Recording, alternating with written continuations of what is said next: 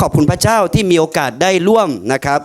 มาแบ่งปันพระคำของพระเจ้าในเวลานี้นะครับผมเชื่อว่าช่วงนี้ร้อนมากนะครับก็ใช้เวลาไม่นานในการแบ่งปันพระคำของพระเจ้าเนาะสิ่งแรกนะครับก็วันนี้เราก็มีหัวข้อนะครับอยู่หลังเวทีนะครับตรงนี้แล้วนะครับว่าถวายขอบพระคุณพระเจ้าพี่น้องครับทำไมคริสเตียนถึงขอบคุณพระเจ้านะเพราะว่าการขอบคุณพระเจ้าเนี่ยเป็นน้ำพระทัยของพระเจ้าอะไรที่ถูกใจพระเจ้าเนี่ย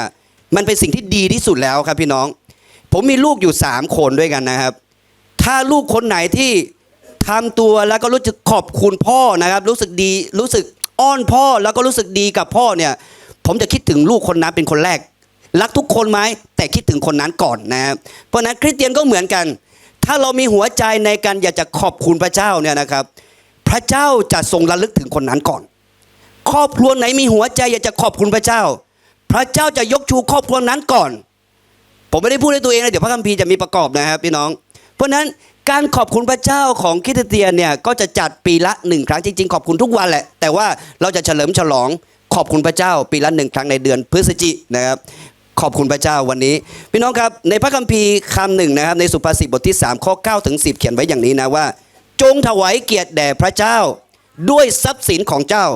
และด้วยผลผลิตทั้งสิ้นของเจ้าพระคัมภีร์ตรงนี้นะบอกว่าจงถวายเกียรติแด่พระเจ้าด้วยทรัพย์สินที่เรามีและด้วยผลผลิตทั้งสิ้นของเราแด่พระเจ้าแล้วข้อที่4บอกว่าครับแล้วยุ้งของเจ้าจะเต็มด้วยความอุดมหมายถึงว่าธนาคารของเราบ่อเก็บของเราบ่อสะสมของเราเงินสะสมของเราจะเต็มด้วยความอุดมเห็นไหมครับแล้วพระคัมภีร์บอกว่าบ่อย่ำองุ่นของเจ้าจะล้นด้วยน้ำองุ่นหมักใหม่พี่น้องครับถ้าเรารู้จักขอบคุณพระเจ้าเราจะได้สิ่งใหม่ๆตลอดเวลาเอเมนไหมครับสิ่งเก่าดีไหมดีอยู่ผมก็ขับรถอยู่ปี2019มิตซูนะครับไททัน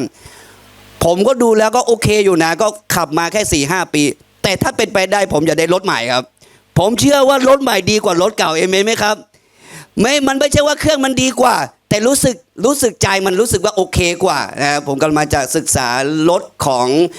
ไฟฟ้าอยู่นะครับผมคิดว่าเดี๋ยวผมเสร็จตรงนี้นะเทิร์นเป็นไฟฟ้าผมก็จะบอกว่าไงครับบอกว่าถ้าเราขอบคุณพระเจ้าพระเจ้าจะทรงประทานสิ่งใหม่ให้กับชีวิตของเราอย่างแน่นอนเห็นไหมครับสิ่งเก่าก็ดีอยู่แล้วแต่สิ่งใหม่จะดีกว่าสิ่งเก่าปีที่แล้วนะครับพระพรของพระเจ้าอวยพรเป็นสิ่งที่ดีอยู่แล้วแต่ปีนี้จะมีสิ่งใหม่เกิดขึ้นแล้วไม่นานจะหมดปีนี้แล้วจะเป็น2,500ได้ไหมครับ68ปีใหม่จะมีพระพรใหม่ๆเกิดขึ้นอย่างแน่นอนครับถ้าเรามีหัวใจในการขอบพระคุณพระเจ้าทุกๆวันเรามีหัวใจในการขอบคุณพระเจ้าทุกเวลาพระเจ้าจะนำสิ่งใหม่เกิดขึ้นอย่างแน่นอนในพระคัมภีร์บอกว่าน้ำองุ่นหมักใหม่จะเกิดขึ้นกับเรานะครับพี่น้องครับแต่ว่ามันก็มี3ประเภทด้วยกันอันนี้เป็นเรื่องจริงนะครับเวลาคนประเภทหนึ่งเนี่ยนะครับเมื่อได้ลงทุนลงแรงไปแล้วเนี่ยขาดทุนยับเยินนะครับผมเชื่อว่าหลายๆคนก็มีประสบการณ์อย่างนี้นะเราตั้งเป้าหมายแต่ว่าเราตั้งเป้ามีความหวังอยู่แต่ว่าเมื่อเราลงทุนไปแล้วนะครับขาดทุนยับเยินแล้วคนนี้จะขอบคุณพระเจ้าได้ไหม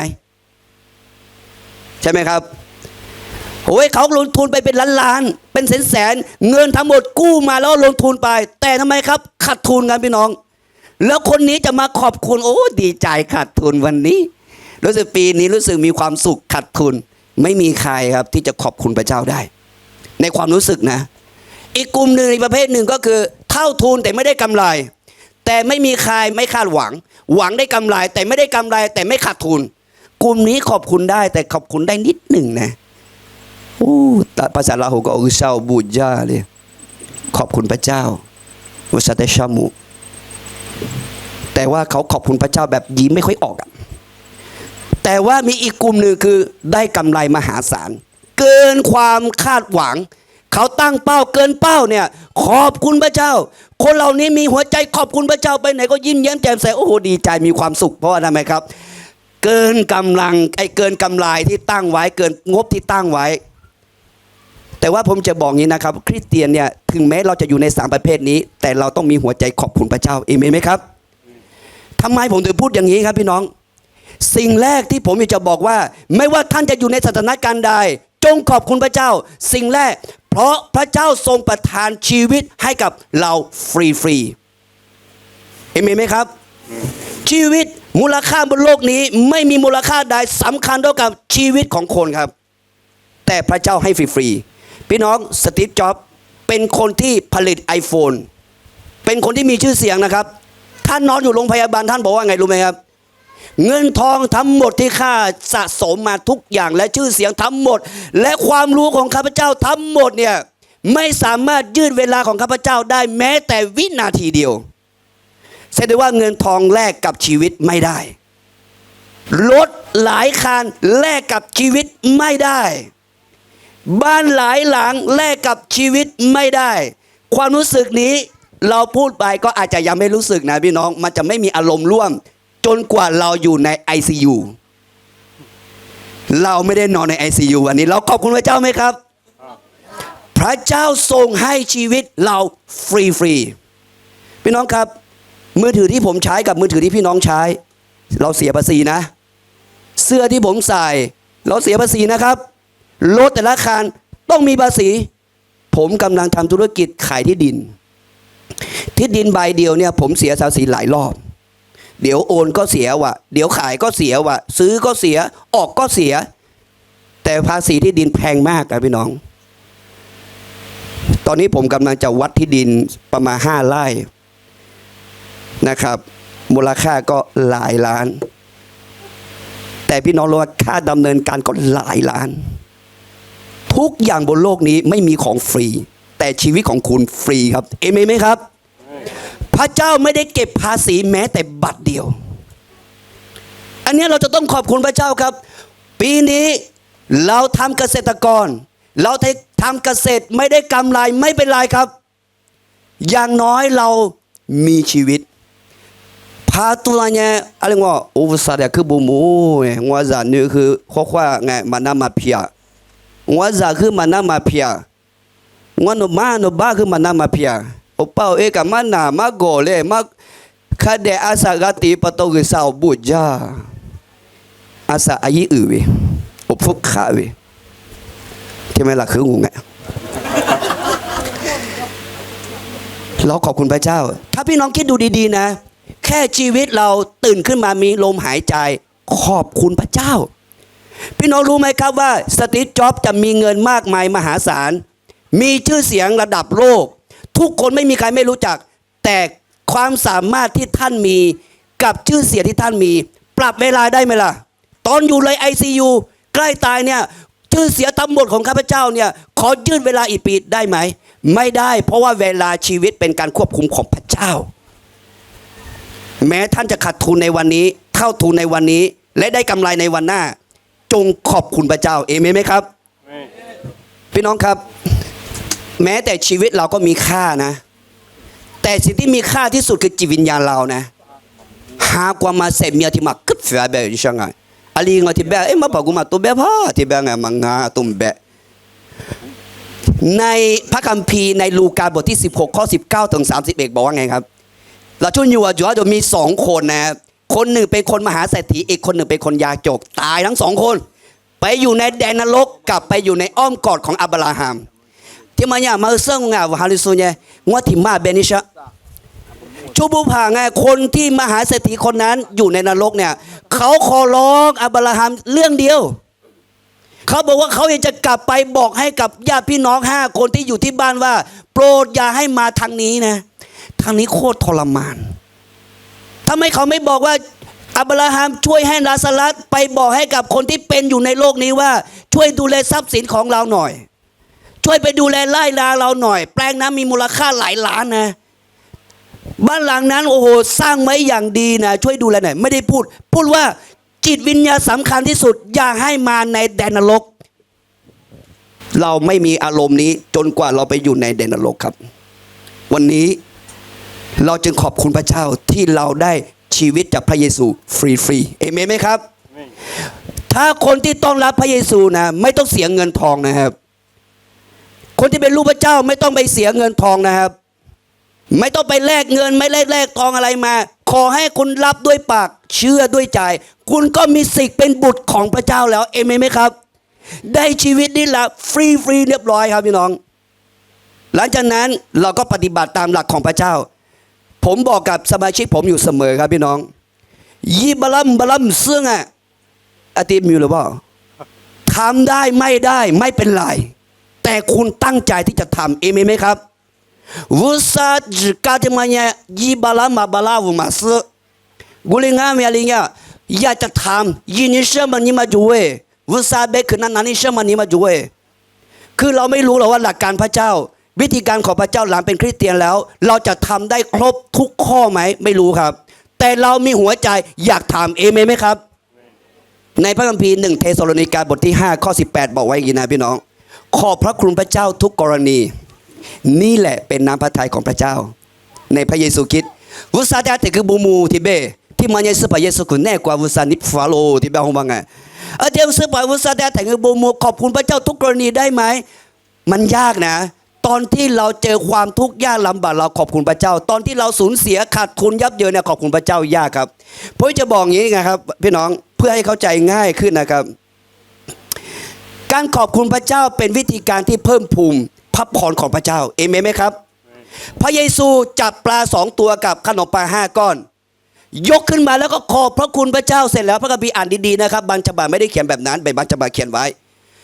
พระคัมภีร์บอกว่าพระเยซูขอบพระคุณพระเจ้าแล้วก็ยกลงมาแล้วก็แจกจ่ายคนกี่คนครับผ่านการอะไรครับขอบพระคุณพระเจ้าเอเมนไหมครับวันนี้ต้นทุนของเราไม่มีน้อยไม่เป็นไรขอให้มีหัวใจนะไหมครับขอบพระคุณพระเจ้าแล้วพระเจ้าจะเพิ่มพูนสิ่งที่คุณมีเล็กน้อยให้กลายเป็นทำไมครับสามารถเลี้ยงดูคนได้และเหลืออีกพี่น้องผมพยันชีวิตนิดหนึ่งนะตอนก่อนเนี่ยผมก็ติดหนี้นะหนี้ที่ผมติดนะพี่น้องผมไม่สามารถเอาเงินเดือนของผมเนี่ยชดใช้ได้แม้ทำงาน10 ปีตอนนั้นเงินเดือนผมก็เท่าไหร่5-6 พัน7,000ผมต้องผ่อนรถคันหนึ่งเนี่ย6,000 กว่าบาทแล้วเงินเหลืออยู่ในแต่ละเดือนเนี่ย1,000 กว่าบาทผมผ่านมาแล้วพี่น้อง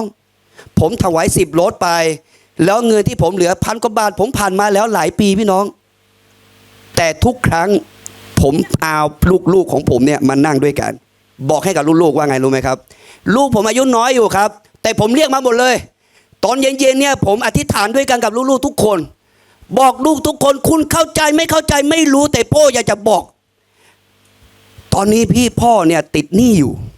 หนี้เนี่ยมันเป็นที่ดินที่พ่ออยู่แล้วเจ้าหนี้ก็ทวงพ่อจังเลยทวงเช้าทวงเย็นนะทวงไม่ได้ทำไมครับพูดสารพัดออกมาจากปากเนาะกดดันชีวิตการรับใช้พระเจ้าอย่างมากในเวลานั้นโดยผมคิดแล้วว่าเงินเดือนของผมเนี่ย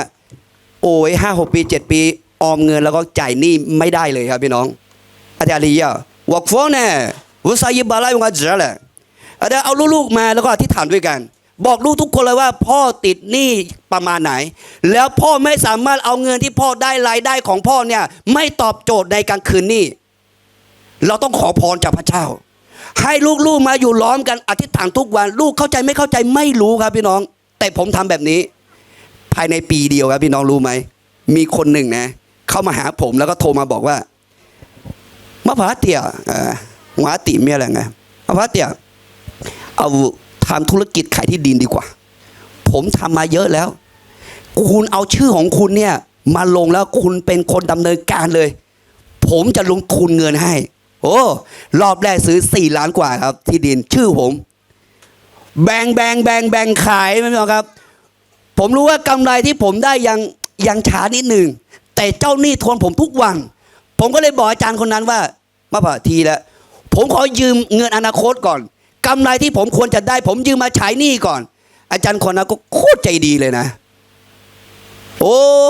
มาคู่แหละเดี๋ยวเอาบัญชีมาโอนมาให้พี่น้องรู้ไหมครับพระเจ้าทำการยิ่งใหญ่ภายใน6 เดือนจ่ายหนี้สำเร็จเอเมนไหมครับถ้าเรามีหัวใจขอบคุณพระเจ้ากับลูกๆเรามีหัวใจขอบคุณพระเจ้าพระเจ้าจะทำการอัศจรรย์อย่างแน่นอนขอบคุณพระเยซูที่พระเจ้าแต่ว่าผมจะบอกนี้นะครับว่าถ้าเราขอบคุณพระเจ้าเนี่ยเราขอบคุณพระเจ้าไม่ออกถ้าเราทำไมครับ ขาดทุนแต่ผมอยากจะบอกว่าเราไม่ใช่ขอบคุณพระเจ้าเพราะเราขาดทุนนะต้องเข้าใจนะครับไม่ใช่ขอบคุณพระเจ้าเพราะเราขาดทุนขอบคุณพระเจ้าเพราะว่าพระเยซูอยู่กับเราเอเมนไหมครับพระเยซูไม่อยู่กับคน 5,000 คนพี่น้อง 5,000 คนจะกินอะไรครับพี่น้องถ้าพระเยซูไม่อยู่ในเรือเมื่อสาวกของพระองค์ถูกกระทบด้วยพายุเนี่ยพวกเขาจะมีชีวิตรอดไหมเพราะพระเยซูอยู่ในเรือนั้นผู้หญิงคนหนึ่งโลหิตตก12 ปีถ้าพระเยซูไม่เดินผ่านไปผู้หญิงคนนั้นเขาจะได้รับการรักษาไหมวันนี้พี่น้องจะเผชิญอะไรก็ตามครับพี่น้องขอพระเยซูอยู่ร่วมกับเราขอบคุณพระเจ้าไหมครับขอแค่พระเยซูอยู่ร่วมกับเรานะครับอีกข้อหนึ่งสุดท้ายนะครับผมจะแบ่งปันว่าพระเจ้าทรงรู้จักเรามากกว่าตัวเราที่เรารู้จักตัวเองขอบคุณพระเจ้าไหมครับพระเจ้าทรงรู้จักเรามากกว่าที่เราจะรู้จักตัวของเราด้วยซ้ำไปเพราะอะไรครับเพราะว่าพระเจ้าทรงสร้างเราไว้พระเจ้ารู้ว่าอะไรที่เหมาะกับอะไรที่ไม่เหมาะกับเราบางทีเราก็อยากได้อะไรบางสิ่งบางอย่างให้ประสบความสำเร็จบางสิ่งบางอย่างแล้วเมื่อมันประสบความสำเร็จเราก็รู้สึกท้อใจรู้สึกผิดหวังแต่จริงๆแล้วพระเจ้าอยู่ร่วมในสถานการณ์นั้นด้วยแล้วพระเจ้าทรงรู้ว่าอะไรที่เหมาะกับเราเอเมนไหมครับผมมีเพื่อนคนหนึ่งนะเป็นเพื่อนซีเลยนะสมัยผมเรียนพระคริสตธรรมป.ตรีที่กรุงเทพนะเพื่อนคนนั้นตอนที่ผมเจอใหม่ๆเนี่ยเขาก็รับจ้างวันละ350 380แต่ผมไม่เจอแกมาประมาณ7-8 ปีเกือบ10 ปีแกก็โทรอยู่แกก็โทรมาบอกว่าผมใช้เบอร์เดิมแกก็โทรมาบอกว่าอาจารย์ตีตอนนี้รับใช้อยู่ที่ไหนผมกำลังเดินทางมาหาอาจารย์ผมก็บอกว่าเอาอาจารย์ถึงไหนแล้วถึงนครสวรรค์แล้วผมอยู่แม่สอดเขาบอกว่าไงครับผมเนี่ยตอนนี้ประสบความสำเร็จในธุรกิจแล้วเขาทำเกี่ยวกับการติดไฟเขาเรียกว่าไฟท้ายไฟแต่งนะประสบความสำเร็จไม่ถือว่าเขาเอาตลาดเข้าตลาดได้แล้วคือกิจการของเขาอะธุรกิจเขาเข้าตลาดได้แล้วเขามีเงินแล้วเขามีบ้าน2 หลังเขามีรถหลายคันแล้วเขามาหาผมเพราะอะไรครับจะเอาผมไปอยู่ด้วยอาจารย์ตีเป็นเพื่อนที่ดีผมจะเอาอาจารย์เนี่ยไปรับใช้ในคริสตจักรของผมเขาไม่มีคริสตจักรแต่ว่าเขาอยากให้ผมประกาศร่วมกับเขาเขาบอกว่าผมทำงานอยู่ในองค์กรนี้นะผมอาจจะไปไม่ได้นะ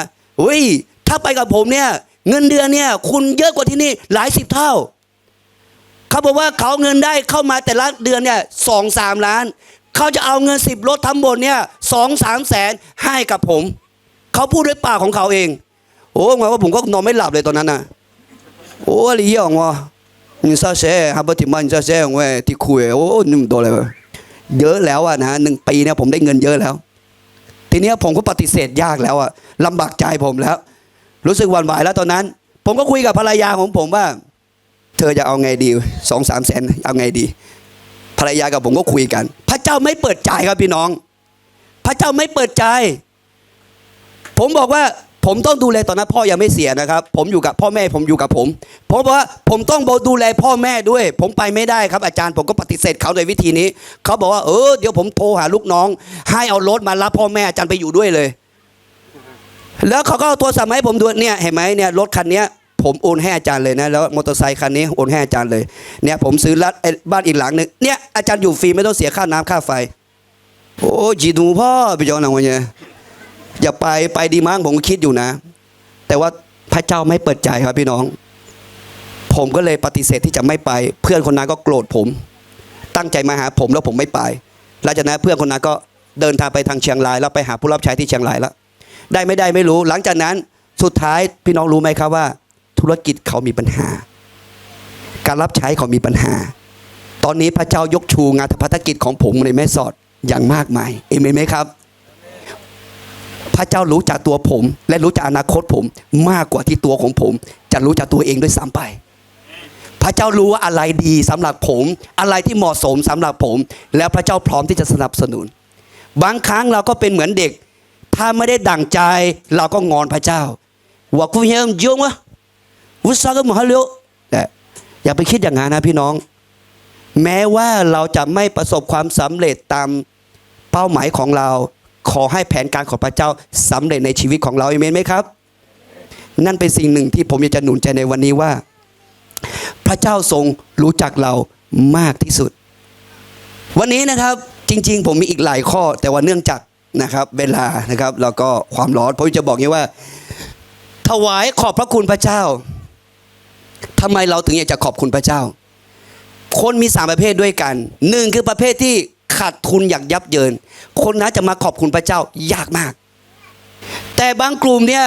เท่าทุนขอบคุณพระเจ้ายิ้มได้ครึ่งซี่นะคือปากอาจจะยิ้มนิดหนึ่งแต่ไม่ยิ้มเยอะนะแต่บางคนที่ขอบคุณพระเจ้าเขาได้กำไรมหาศาลเกินเป้าเนี่ยโอ้แต่เฮ้ยผัวเฉียวมาโอ้เขือมาทีมันติก็เขือปากกาของผ้าแบบปากกามาไงยังไงเขามีความสุขทำไมครับเพราะว่าเขาได้กำไรเกินเป้าแต่พี่น้องครับผมจะบอกว่าเราเป็นคริสเตียนใช่ไหมครับจงขอบคุณพระเจ้าแม้วันนี้เราขาดทุนจงขอบคุณพระเจ้าแม้วันนี้เราเท่าทุนจงขอบคุณพระเจ้าแม้วันนี้เราทำไมครับได้กำไรการขอบคุณพระเจ้าเป็นแหล่งเขาเรียกว่าเป็นวิธีการเปิดพระพรของพระเจ้าเพื่อเทพรชีวิตของเราพี่น้องครับขอบคุณใครก็ไม่ดีเท่ากับไม่มีอะไรว่าไม่คุ้นค่าเท่ากับการขอบคุณพระเจ้าแล้วเพราะพระเจ้าทรงเป็นเจ้าของชีวิตของเราเห็นไหมครับเราที่ฐานด้วยกันนะครับสาธุการแด่องค์พระเป็นเจ้าเราขอบคุณพระองค์สำหรับเวลานี้ที่มีโอกาสได้ร่วมแบ่งปันพระคำของพระเจ้าด้วยกันข้าแต่พระบิดาเจ้าขอพระเจ้าทรงอวยพรชีวิตของเราทุกคนที่เรามีหัวใจที่อยากจะขอบคุณพระเจ้าเพราะว่าพระเจ้าทรงให้ชีวิตกับเราฟรีๆขอบคุณพระเจ้าที่ชีวิตมีมูลค่ามหาศาลในบนโลกนี้แต่พระเจ้าไม่ได้เก็บภาษีกับเราขอบคุณพระเจ้าแล้วมากไปกว่านั้นพระเจ้าทรงรู้จักเรามากกว่าที่ตัวเราจะรู้จักตัวเองด้วยซ้ำไปพระเจ้ารู้ว่าอะไรดีต่อเราและอะไรไม่ดีต่อเราและพระเจ้าทรงมอบสิ่งดีให้กับเราขอบคุณพระเจ้าขอพระเจ้าอวยพรพวกเราทุกคนที่มีหัวใจขอบคุณพระเจ้าทุกๆวันขอพระเจ้าอวยพรในพระนามแห่งพระเยซูคริสต์เจ้าอาเมน